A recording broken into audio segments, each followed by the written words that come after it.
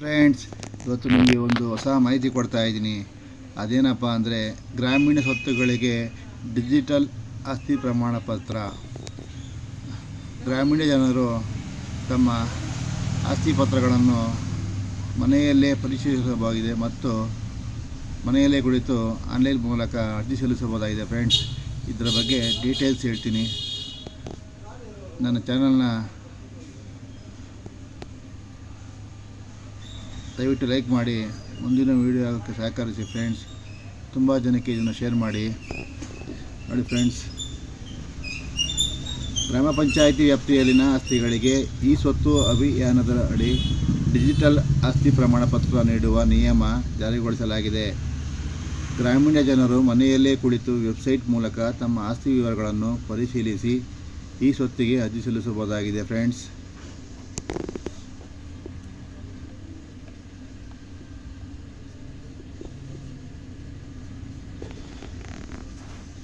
ಗ್ರಾಮೀಣ ಸ್ವತ್ತುಗಳಿಗೆ ಡಿಜಿಟಲ್ ಆಸ್ತಿ ಪ್ರಮಾಣ ಪತ್ರ. ನಿಮ್ಮ ಮನೆಯಿಂದಲೇ ಈ ಸ್ವತ್ತು ತಂತ್ರಾಂಶದ ಮೂಲಕ ಆನ್ಲೈನ್ನಲ್ಲಿ ಈ ಖಾತಾ ಪಡೆದುಕೊಳ್ಳಿ.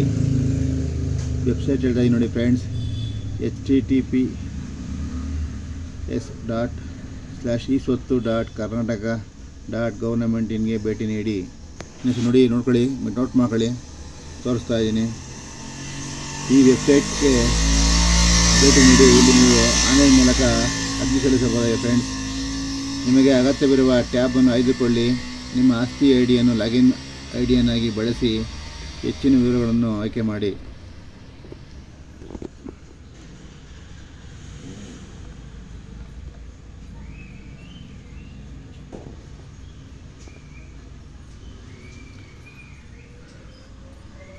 ನಿಮ್ಮ ಸಂದೇಹ ಪರಿಹಾರಕ್ಕಾಗಿ ನಾಗರಿಕ ಸಿಟಿಜನ್ ಕಾರ್ನರ್ಗೆ ಕ್ಲಿಕ್ ಮಾಡಿ. ಫ್ರೆಂಡ್ಸ್, ಮತ್ತು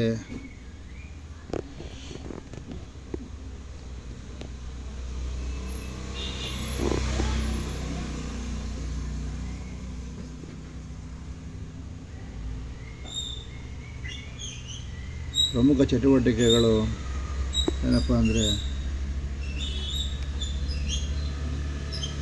ಸ್ವತ್ತುಗಳಿಗೆ ಖಾತಾ ಅಥವಾ PID ಪ್ರಾಪರ್ಟಿ ಐಡಿ ನೀಡುವುದು,